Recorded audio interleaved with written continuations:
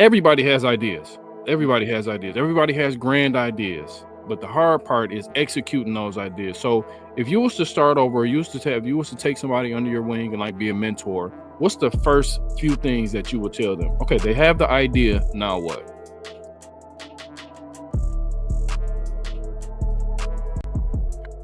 What's up, everybody? I go by FD White. Welcome back to the Wealth Rant podcast. This is episode 2, and today I bought one of my guys. Man, we've been rocking for over 20 years. Even back in high school, I knew he was gonna have this entrepreneurial spirit. He's a great family man. He's just an all around good human being, and that's what I want to be around. I like to be around good humans, good men, people who taking care of their family and taking care of business. So today I want to bring up my guy, man, Leonard. We're not gonna give his whole government if you don't want to, but he is the CEO and founder of Urban Haberdashery, a shoe line, a clothing line. He got some spinoffs from that too. So we're gonna talk about that. We're gonna talk about what it takes to start a brand, the ups and the downs, and we're gonna talk about his journey and just go from there, man. So the wealth rant, we don't script it. We just go along and we rant basically, and we just talk. So we're gonna chop it up and see what's going on. So Leonard, man, what's going on, man? I appreciate you coming on the podcast, man. Man, What's going anytime. on, man? Let the people know a little bit about yourself and what you got going. Yeah, well, again, my name is Leonard. I am the founder and owner of Urban Haberdashery, co-founder of Loafs& Co. Loafs& Co. is a strictly luxury shoe brand, and Urban Haberdashery is a men lifestyle brand with a focus on footwear, where we got casual shoes, some sneakers, some loafers, um, some athleisure, some polos. I mean, we try to tap into it all. You know, for the most part, I really got into the fashion world after I'll say about a good 2008, 2010. Okay. Once I started not liking what the big box stores was putting out. I wasn't with the bright pinks, the lime greens. You know what I'm saying? I was a real plain Jane, crisp, clean polo style fella. And when I first saw FD start his brand, I was like, dog, I know it's out there for me as well. You know what I'm saying? He was a big inspiration, as well as a couple other people, you know what I'm saying, like Dirt Label, which is local here. A couple other people, you know what I'm saying, who started brands that I said, I know if they can do it, I can do it. You know what I'm Yeah. saying? Just take the work. Yeah. So that's what started me on my journey. And then in 2019, I released my very first shoe under Urban Haberdashery. Yeah, man. I appreciate that. I appreciate that. You know what? I remember you hit me up and you was asking me a couple questions, and I'm like, yeah, like I'm an open book with whatever, man. Anybody who ever asked me anything about anything, I'm an open book. So, man, I appreciate it, and you know what? I knew you was gonna do it because a lot of people always used to come and ask me questions, but they never follow through, and that's one thing we're gonna talk about is the follow through. You know what I mean? But you did follow through. And I mean, you mean even the shirt that you got on is fire. You got the shoes that's fire. Everything is fire, man. So it looks like you put a lot of time and effort into it. And we're gonna talk about that. So where did you get Urban Haberdashery is a luxury brand. It's kind of subtle, it's not loud, like you said. Where did you find this inspiration for your first? Because I know you put out the shoes first, then you started putting out the clothes. So how did you find the inspiration for the shoes, for the designs? Do you design everything? How does that go? Um, for the for the first shoe, I took my inspiration from a big luxury brand, something that they had discontinued 20 years. No, they hadn't had them in stores. They stopped selling them, stopped making them.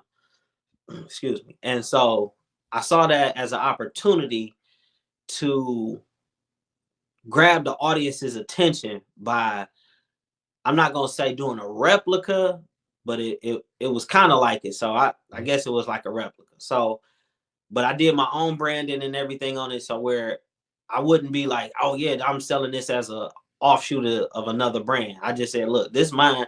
I remade them. They discontinued. Boom, sold those out. People was going crazy for them, and I proceeded to do, you know what I'm saying, the next shoe, and that what gave me the real push is that very first shoe sold out completely. I did 80 shoes, all 80 sold. You know what I'm saying? I remember. Yeah, I remember that drop because I the first drop that you had, it was like you said, like it was sort of like you wasn't imitating, but it was sort of like you was paying homage to a Yeah. certain type of style, and then it was a style that people was longing for because it wasn't even out anymore. Like you said, it was discontinued. So that was like sort of like ingenious within itself. Excuse me. So once you got the inspiration and once let's push it back a little bit because this is a lot of people, this what stops a lot of people from pursuing these things like clothes. Anybody can do clothes and shoes, like you can buy a heat press, you can do all that, you can do, well, not shoes, clothes in general, because a lot of people start t-shirts or they start like brands and things like that, hats, when it comes to like embroidery, things like that. That's kind of simple, but when it comes to shoes, like actually making quality shoes, how did you find like your production? How did you find your manufacturing? How did you go about that? Because that's one of the things that deters people from building those real strong brands with those like shoes and things like that. It's things that really take time to put together. Um, I agree. Clothes is easy. You can go to Michael's. You can go. You know what I'm saying? $200. You could get you a press on Amazon, and Yeah. you could press some stuff up. Yeah. Shoes is different because it takes a large investment. Um, my very first sample was 350. Just to get one shoe with the sample was 350, and you have to do a lot of trial and error or research and development. Really, that's what it really is that just like when I'm gonna do a lot of comparing to t-shirts. So when you buying t-shirts, you have a lot of people who go the simple route, and then again, this is no diss to nobody, but they might go gilding. Everybody don't feel like gilding. Some people go all style, people go Bella canvas, because they all got different feels. They wash different.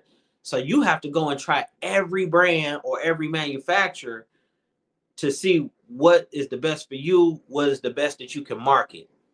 And I probably spent in the that first year, I probably spent about a good 3,000 just in research and development on getting samples, getting different types of leather, um, learning the different parts of a shoe. You know what I'm saying? You got the midsole, you got the outer sole, you got the insole, you got the uppers, you got the heel counters. I mean, it's so many different names and terminologies that you got to learn to be specific to your manufacturer, because if you don't, they gonna send you some trash and then expect you to buy it in bulk. And I've had that happen to me too, to where I order a shoe and then they say, "Oh, you gonna order 500?" I said, "No, this shoe is trash. It's falling apart. The Yeah. the, the seams are fall. Nah, get out of here."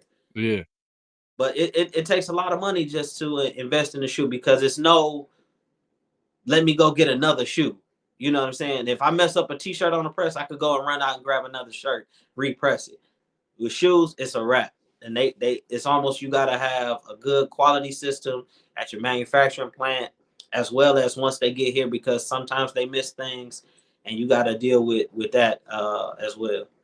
Yeah, that's the hard part, man. Like, and what you talking about with the shoes, like I never did shoes, but I did do like some backpacks and things like that a long time ago. And a lot of those things that have to be like manufactured, you can't just go buy in bulk. A lot of those things take a lot of time and sometimes that language barrier, and it's because most of the stuff is produced overseas, like in Yep. Asia and things like that. So it's definitely, like you said, a trial and error thing. And that's one of the things that deters people from even starting, a big brand like that, or even just starting t-shirts, because like you said, with the gilding or the soft style, just it's so many gildings, like it's so many Yeah. different t-shirts, man. All this stuff is really trial and error. So I definitely agree with that. So once you found the production, once you got some samples and stuff back, how did you um kind of do some data analysis and see if people would like it, or things like that before we went to market, before you pushed to market? How did you get it out there, or did you get like some feedback, or how did that go? So the very first time, the very first shoe, my very first sample, of course you got to do photography. You got to get some photos. You got to get some style photos.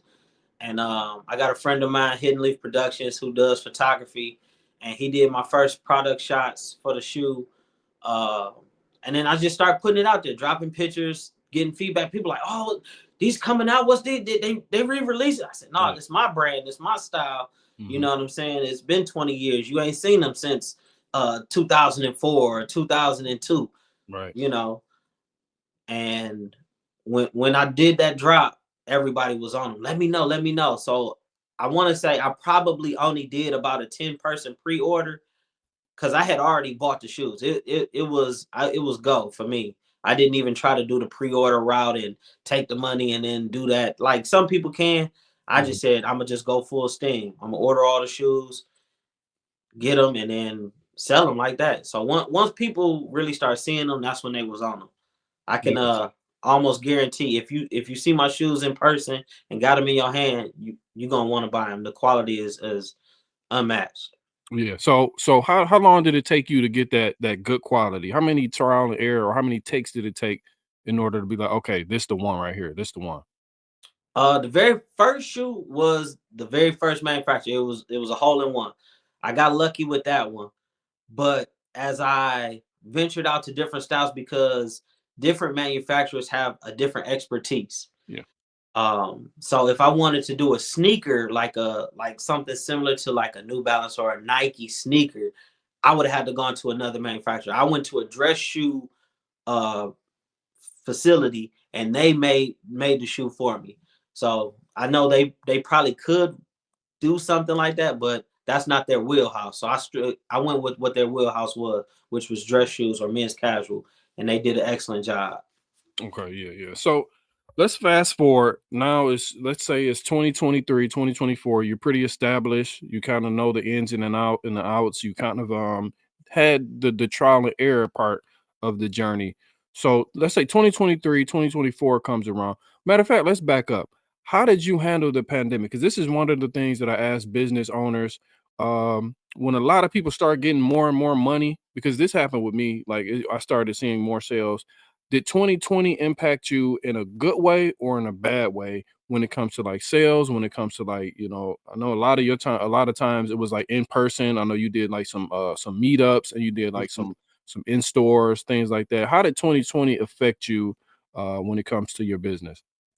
Well, 2020 did me great because a lot of even though a lot of people had some hardships, it was the infusion of money that a lot of people got and they were willing to spend because they almost had no outlets. So it did good for me on that aspect, but for the manufacturing of a new style Yeah. or something new coming out was the issue. I couldn't get things in my normal 3-month time frame. I'm waiting 6 months, 9 months, almost a year before I can even get stuff here. And that was my biggest hurdle was getting new product in after I had already had product here. So yeah, that was my struggle is something new. Yeah, yeah. So that's what I pretty much thought because a lot of people who was getting those manufacturers and because the mail was off, supply chains was off, everything was off. So it was like, the sales were going up. A lot of people were selling out, and then they couldn't get more because of the manufacturing. So it was like Yeah, yeah, a catch exactly. 22. So now, fast forward to 2024. Going into 2025.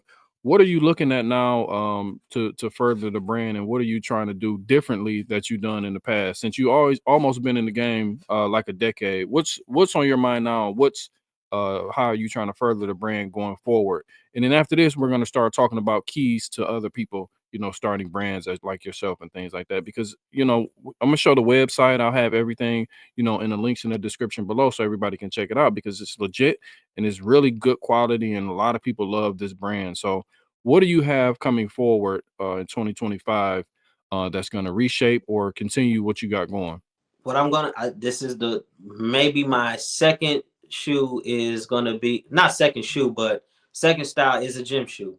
So more or less like a runner that's the trend now. Everybody's into the runner shoes, the New Balances, the Asics, stuff like that. The Nike runners, you know what I'm saying? I'm going into that lane. I'm gonna hop in there, give it a test shot. I did one last year, which was very very limited. I only made 10 pairs. They were I pretty much got rid of all of those, sold all of those.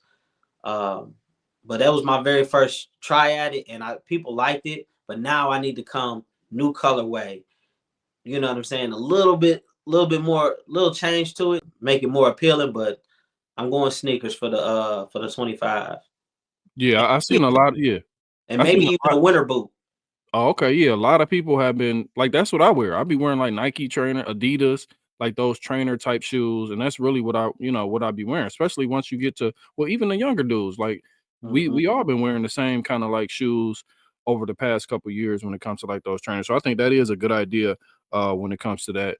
So let's kind of fast forward because we kind of got your story. But really, what I do on this podcast is I try to help people navigate different areas or different arenas and try to get a in-depth or a close view of what to do by people who are already doing it. You know, last week or last episode we had, how to start a podcast with somebody who's been doing it almost, a decade. Now we have you who's coming on who almost been doing it a decade. So we want to get some pointers and things like that coming from you. So first and foremost, from your point of view, everybody has ideas. Everybody has ideas. Everybody has grand ideas. But the hard part is executing those ideas. So if you was to start over, if you was to take somebody under your wing and like be a mentor, what's the first few things that you would tell them? Okay, they have the idea. Now what? Uh, Always first and foremost is field research, field research, field research. Um, like I said, or like we both said, when we first started off doing t-shirts, I'm going to every store, no matter how big, how small. I'm looking at their shirts, I'm getting a feel for their shirts, Yeah, and I'm trying to navigate what they're doing to not necessarily copy, but follow the roadmap because there's no need to reinvent the wheel. There's not a million ways to make a t-shirt. Everybody knows how to make a t-shirt. It's simple. You follow the path that's given. yeah, um I tap into my resources. I mean, I tapped into to your knowledge, um people from other brands, like I mentioned before, Dirt Label, who's been in the game almost 20 years, you know what I'm saying? Talk to him about, what kind of shirts you use, what processes, and how do you do this, logistics. I gathered all my information first, and I hate to say this, but when I felt comfortable, I pulled the trigger. yeah, Because sometimes you get people who get all the information and still don't move anywhere. I realized, I said, look, if I want to make this happen, I gotta move. You know what I'm saying? yeah. Gotta pull that trigger. That's that's the number one thing, man. Like I mentioned earlier, like a lot of people, everybody got a whole bunch of ideas, man. Pulling that trigger is number one. Pulling that trigger is number one. So I definitely agree with that. So pulling that trigger, let's say now you got a few shirts out, like like you put out, you alluded to. What people don't what people don't understand, just like you said it is no reason to try to reinvent the wheel, which is true. You can't come up with new fabrics. You can't come up, it's only so many, you can have different designs and different things like that. Now you got all that out the way. What people fail to realize is the marketing. The marketing. This is the number one thing that comes to play when you have any type of brand, no matter if it's clothing, no matter if it's, podcast, whatever it is, this marketing and you getting out there and getting the word out. So, what have you done or what have you seen, or by trial and error, what is the best way to go about marketing a brand, like specifically like your shoe brand? What is the best way to do that, or how did you do it, and what are some of the obstacles that you overcame when it first came, to putting these things out? My first couple years is that's where I really failed at, was marketing. I did not fully realize the power of marketing. Um, and after my fourth year, so this brings us to maybe about 2022, somewhere around there. I have started taking these workshops, these boot camps, um, which help develop the business skills if you're not formally trained in business or marketing. Because I know to go through another 4 years of college to try to get a marketing degree to understand marketing, it's Yeah, not happening while you're trying to grow the business. So I took the boot camps. I did Tech Towns retail boot camp, which was a great experience. I mean, they teach you everything from uh, micro funding, which is getting micro loans, and small business loans and things of that sort, to marketing and branding, how to create line sheets for wholesale. I mean, the array of things. I started taking several boot camps. And then, as we all know, I had to tap into my Cast Tech resources. Yeah. Um, Again, there's people I can name up the wazoo, but I don't want to make it seem like I'm outing people who I didn't contact who do it. I just reached out to people who I readily saw, and I tapped in and said, hey, can you give me a few tips? I pay you a couple dollars. I don't have a budget for it. Can you help me out? And luckily those people came and they helped me out. Uh, I gave them what I could at the time, to get my stuff together. So as I continue to build the brand, you got to set money aside for marketing. You have to, you have to, you have to. Even if you're doing $5 a week on Facebook ads or Yeah. Instagram ads, I know sometimes people say they hit or miss, but marketing is marketing. You got to put the money aside for it. You got to do it. Yeah, you that's a must, man. Like I feel like marketing, like you can have a terrible product, you can be a terrible artist, you could be a terrible anything. Like, but if your marketing is right, if everything is right on that marketing side and your branding side, man, you can sky's the limit. Sky's the limit. So it definitely takes a little bit of bucks, to get that marketing out. But I know, over trial and error, like you said, I know some shortcuts that you can take in marketing, but for the most part, man, is really no shortcuts when it comes to this. And that's like a segue into my next question for you. When you first started, or let's say somebody starting, especially like a lot of people always try to take shortcuts. A lot of people always try to take shortcuts. So what is your history about, shortcuts? Did you try to like in the beginning, like, okay, I'm not gonna do this, or did you try to like skip steps and then it's like when you look in retrospect, it's like, wow, so I can't skip these steps. Everything has to be done, in this type of order or in this type of fashion in order to be successful. Because a lot of people think they can come in with anything they do and kind of further the process, skip steps. So what's your opinion about people coming in and trying to skip steps, even when like specifically when it comes to like building a brand or building like a fashion line? Uh, I'll give this tip then. Skipping steps, and it is nuance to it. It's you can skip steps, but don't do it in a long process. For example, if I create a new T-shirt design, I can make my only sample one of one. I can do a vinyl print and wear it and get the feedback from people. But when people see it and they want to buy it, I might not go vinyl because of the wash and wear of it. I might say, all right, everybody's liking it. I'm gonna go screen print because I know the screen print gonna last longer, it's gonna look better. That is the only way I would say uh, a shortcut that I have done.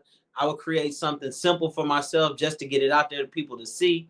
And then when people are ready to buy, I'm gonna go with the real deal full process. I'm gonna go embroidery, like I said, screen print, something that's gonna have some longevity to it.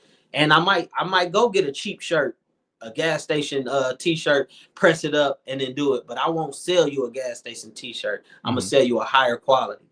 That is the only way I would probably recommend a shortcut. Is for yourself, Yeah. for promotion purposes. You could do it that way. But when it's the real deal, you got to go full process. Yeah, you got to go for it. I definitely agree with that. So, do you think it's a timeline from let's say idea to to uh samples to launch? Do you think it's a timeline that people should follow some type of timeline, or in your experience, how long before? Because a lot of people do catch on quicker to things than other people, but my experience is it can't happen overnight, like you said. My experience, I have maybe a few months, depending on what you're putting out and what kind of materials and what kind of things you're putting out. Like I said, with the t-shirts or shoes. Shoes obviously take a little bit longer time. How long do you think from idea to launch? What's the timeline like, in your opinion? What do you think in the middle of, how long is that? 6 to 9 months. So, okay, yeah, 6 to 9 months. For a couple reasons. One, if you follow fashion, like the industry, not just saying you want to do your own thing. If you follow the fashion industry, you're planning ahead 3 to 6 months anyway. So whatever I'm coming up with, whatever I produce now has to be for the winter of 25, for December of 25. It can't be for the next 3 months, because in March you're getting spring. You're not gonna come out with a winter boot in the spring. You got to be seasonally prepared. Yeah. So the same thing with your clothes. You're not gonna come out with a summer shirt in the middle of the winter, because it's not gonna hit the same. Nobody's gonna wear a surfer shirt in the wintertime. It doesn't Mm. blend with the season and in the atmosphere, unless you're going on vacation. But typically people buy for the right now and not 6 months down the line. So if I Yeah. buy a shirt, I plan on wearing the shirt within a month. You know what I'm saying? I'm not gonna buy it and say, "Oh, I'm gonna say this to the summertime," because in the summer I'm gonna wear a shirt with the leaves falling and look like Yeah. fall. Nah, no, nobody's doing that. Nobody's. Yeah.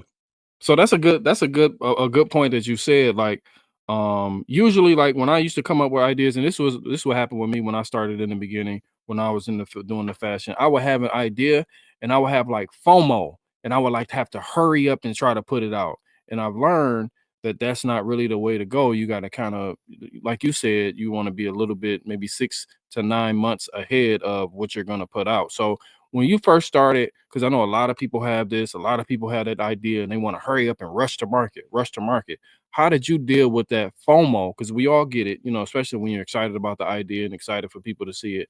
I know you probably still get it because I know you got grand ideas and you want to hurry up and try to put it out. So how do you deal with that FOMO of not rushing it, because it could hinder the process or it could hinder the product? So how do you deal with that? I deal with it with the number one thing that's concerning everybody in the world: money. Yeah. Do I rush to market and I spend a bunch of money now, and then it flops as an idea, or do I take my time and be a little conservative and say, all right, let me plan it out a little bit better, because with a plan, I can see milestones or hit the checkpoints to say, all right, well, this is working. And then more towards the end, if it doesn't work, I can change the strategy going forward, as opposed to just rushing straight to market, dumping a bunch of money into product and it not working. Um, I would say you got to put the money aspect in there for sure. Okay. Yeah, yeah. So now let's go to a broader scope. And this will probably be the last little segment, a broader scope. 2025 is coming. A lot of people have New Year's resolutions. A lot of people want to start a brand. That's why I want to get this out on, today, going into 2025. So a lot of people have this these grand what are they? New Year's resolutions. So what advice, not just from a fashion standpoint, just advice in general, can you give to people with starting anything? Because you started something. It's not like you had to do it. You wanted to do it. You saw it out. You had a vision and you started. What advice can you give? Because a lot of us, I'm a master procrastinator. I'm not gonna lie. So a lot of times I'm really have to push myself. Like I do something every day. I do a lot every day, but it's a struggle. Not gonna lie. So I push myself. But we're talking about you. How do you push yourself, or what can you tell people, like, okay, you got these things you want to do for 2025, do them, just start. So what kind of advice can you give to people out there? Um, Me personally, this is what I did. I got a crew for accountability. You know what I'm saying? I got a group of friends who are making great strides professionally, individually, um, health wise, and I take everything from them. When I see them excelling, I say I want to excel. Um, and we use that to feed off each other. So I would say, get if you're in the mindset of you want to start something new and you want to rebrand yourself or rebrand an idea that you've been sitting on, get with people who have that drive and that will also hold you accountable for you doing what you say you want to do. Because I have my friends tell me this all the time. Oh, whack, you BS and you BS. And I'm like, dog, it ain't BS. He's like, no, it is, because you got the idea, you got the great product. Mhm. Sit down, get the plan and put it out. And that, a lot of that is what pushed me to go even further. Oh, go talk to these people. Oh, have you ever been up here? And I got great connections with Rufus over at Simply Casual. I was at Simply Casual for over a year. And that was a blessing in its own, for me to be in one of Detroit's landmark clothing stores, you know what I'm saying? On the Avenue of Fashion. That's what we call it here in the Detroit. Yeah. Right on Livernois. So like I said, I've had the great blessings. I have the what you would call the circle of accountability, um, mentors that people who might not think they my mentor, but I look up to them because of the years of experience that they have and the knowledge that they have that they impart on me uh, in all these areas. Like I said, Fred, you were one of the first people I saw doing a clothing line, which really, really pushed me to execute. Like I've always had the idea, but you pushed me to execute. Once I saw how great your brand was and how successful it was, I said, I gotta execute. I gotta execute. So I hate to ramble on I guess No, rant. I get it. I Is it get your it, man. rant? No, But yeah, we just rant. We just going. We go. get you some people who have like minds and that'll hold you accountable, man. Not necessarily down you, but say, hey, look, man, you said you was gonna do it. You need to do it. Yeah, definitely true, definitely true. So let's switch gears one more time a little bit. This is one of the things that a lot of people struggle with, and I struggle with it on a daily basis. I'm a husband. I got kids. Some people work, which is the cheat code. We're gonna talk about that. And then some people have all these outside factors that's hindering them, hence the air quotation marks about starting, because that's the whole thing we want to do in 2025. We want to start. That's the roadblock. The number one roadblock I think is just starting. So how do you kind of juggle being a husband, being a family man, doing what you have to do to put food on the table, being a father, and then having to build this brand? How are you juggling so many hats? And does all those, which should take precedent, sometimes take away from you building that brand or building it up or putting the time in that you want to put the time in for it? How do you juggle that? Um, the best way I juggle it is, at first I struggled very, very, very bad. So it was neglect on my part. I'm not doing what I need to do with the kids, playing with them, spending time with them, spending time with the wife, and things of that sort. So I started to put myself on a schedule. Once I really, like, let's just say my kids are young, so I put them down to go to sleep. You know what I'm saying? Like they got school in the morning or whatever. After 9 o'clock, it's my time. So I just really have to grind out from 9 till, I mean, it's been 1, 2 in the morning type of deal, working on designs, working on plans, uh, different things of that sort. You know what I'm saying? Doing collaborations. Uh, you gotta put yourself on a schedule. It really, to me, you gotta put yourself on a schedule. Um, And if it's, let's just say if it's 1 day a week, you got to start there. And once you be able to see your schedule, you could kind of work it out to where, all right, Mondays is the best day. I get the most done on Monday, but let me add in a second day. Let me add on 2 hours on Wednesday. See how much more. Because one thing I'll say that if you want to have a successful business, you got to put in is what they consider sweat equity. You have to put in that 1,000 hours worth of work of doing it yourself, getting in there, doing whatever it is you need to do. Like I said, the plans, the design, the negotiations, the collaborations, all of it. And like you, I mean, I consume hours and hours upon YouTube and tutorials and Yeah. instructions. You know what I'm saying? Yeah, definitely, man. So and that's another thing, point I wanted to bring out. Most of us or most people work as well. And then when you look on the internet, like, and a lot of people got great good jobs. Like it ain't like we just people out here not just working, and we're not job shaming nobody, just working anywhere. A lot of people have real careers, putting food on the table and excelling in these careers. And the internet, man, one thing that I hate about the internet is they make it seem like everybody has to be an entrepreneur. Everybody has to not work. Everybody has to do this. But I'm always preaching, and what we preaching over here at Wealth Rant is working is the cheat code. I know a dude on YouTube, man. He makes at the least about 50,000 a month just off YouTube. I mean, some days, some weeks, some months he has like hundreds, 200. He still works in corporate America. He still has a job. So a lot of people, I don't like that job shaming.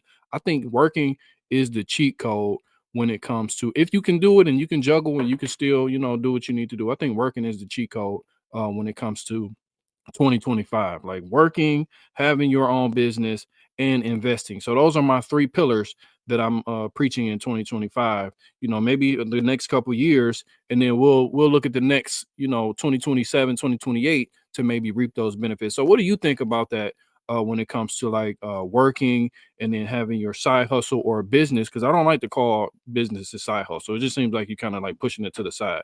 Your business is your business. That might be your baby. So what do you think about that when it comes to like the internet, and how do you handle this? I totally agree because I work a full-time job in corporate America.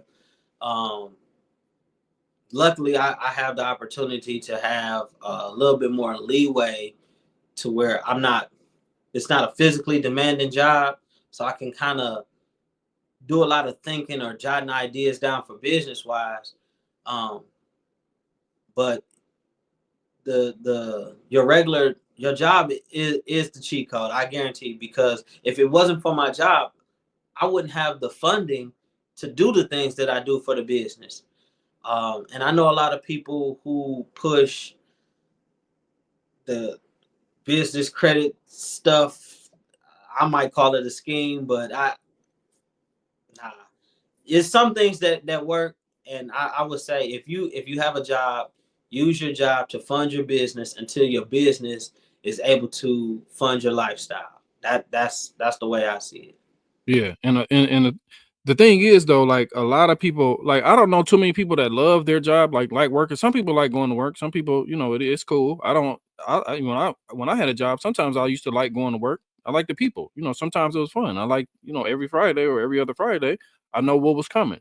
So leverage that. That's what I'm preaching in 2025, man. You need to learn about money, because this is the whole premise of what I usually come talking about is education on money. So the businesses, investing in yourself, investing in whatever you're invested in, stock market, real estate, crypto, whatever you're investing in, you need to invest in the education first. Just like you invested, you need to learn about money first. Once you learn about money, and all the money that starts to come in, you look at it a little bit differently. And the money that comes in from a job, usually when I was working towards the tail end, I started using it as more like a vehicle for the other things. Like, okay, boom, I know I got to take care of this, and I got all the bills. This is what that's going to be put to the side. And then now I'm using this as a vehicle to fund the other stuff. So I started to diminish a lot of my expenses so I can have a little bit more money going into that. So do you agree? Like, um, I know a lot of people would be like, yeah, if I can not work, I wouldn't work. But how are you leveraging, or do you think that's the good way to do it is, first of all, learning about how money works and then leveraging your job in order to, get to where you want to go, especially when it comes to building these brands or building these businesses that take a lot of money. I agree. I think that is one of the best ways to do it. Um, Again, we use a lot of these buzzwords nowadays, the financial literacy and all of that. It it's really is, don't spend more than you make. Okay, please, just plain and simple. Stop there. Don't spend more than you make.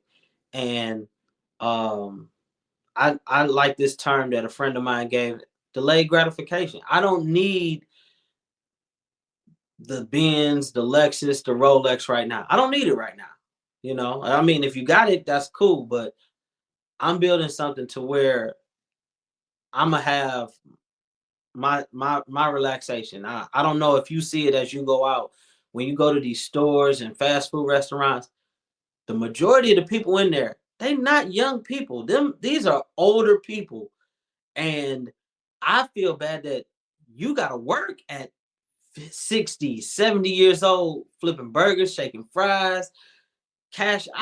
That that was never a thing that I saw when I was a kid. I remember my first job was working at like CVS. You know, it was all young people in there working at Mervin's. You know, they're like stores like that, young small stores. You know what I'm saying? And then the upper management people were a lot older, you know, department heads. But your everyday worker, they were not 60 and 70 years old still working. And I don't want that for me. I don't want that for my kids. So again, like you said, leveraging my 9 to 5 to fund my business to make it out and hopefully pass it on down to the kids and create what we using now is generational wealth. If my Yeah. kids don't have to work and they can run the business, they understand it, let it be. Yeah. Yeah, definitely, man. You said like a lot of like even in our community, man, like you said, these buzzwords, financial literacy, financial education, generational wealth. A lot of people don't even want to hear that no more. But it's the truth. It's really the truth, man. You really this is like really the goals that we really need to start like implementing and really needs to start like working towards. And like you said, leveraging the job, leveraging, if you gotta trade your time for money, leveraging that because you see something greater. You see something greater. It's not about you, especially, we got kids, we family, man. So making sure that, we're leveraging something that's greater than us, that's bigger than us and moving forward. Cause really one of the reasons why I go so hard. Cause it's bigger than me. Like, I'm like, dang, we getting old. We getting older. You know what I'm saying? So we got so we got to really start to think about the future, and the future is really our family and our kids, man. So I definitely agree. And that's why I wanted to bring you on because we kind of got the same mindset and we kind of got the same situation going on.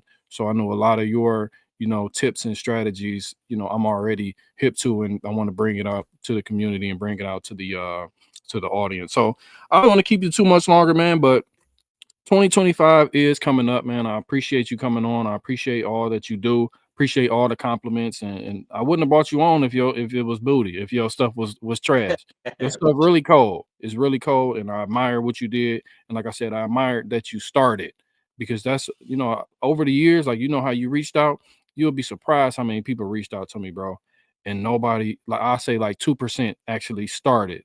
So you was part of that 2%, like I said. So I'm proud of you, and I want to, give you your flowers in that aspect too, man. So, any last, things you want to give to the people, or know about yourself, or anything going into 2025? Because this is coming out today, New Year's Eve. So Okay. people will be at home watching it. Hopefully, they can grab something, some motivation for 2025 to go forward. So, anything else you want to say before we jump out of here?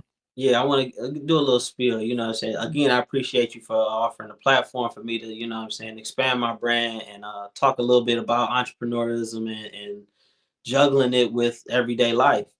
Um, just to touch on some things that we said, definitely you have to do your due diligence and get the information on every aspect, your business, your finances, the way the money works, the way you can make the money work for you.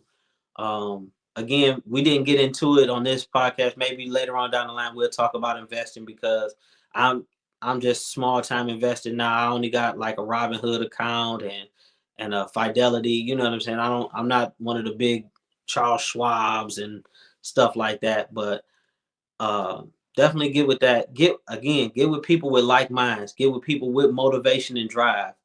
Um, as people say, get rid of that stinking thinking. You know what I'm saying? Get rid of that. It's I hate to sound cliche, but we're coming up on 2025. Get rid of the old, come in with the new.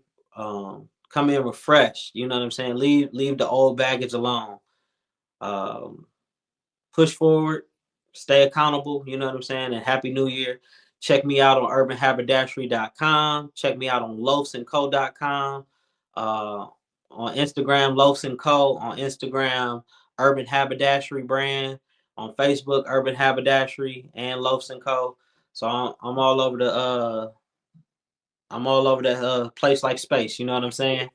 Yeah, all over the place. All your links, all his links to everything will be down in the description below. If you are watching this on YouTube, everybody on Spotify and Apple Music, it'll be down there as well. So appreciate you coming on. Like I said, you're my brother, 20 years plus, man. Appreciate everything that you've done. Appreciate the compliments and everything. And hopefully 2025, man, you can accomplish everything that you want to accomplish, and everybody who hears this can accomplish everything they want to accomplish.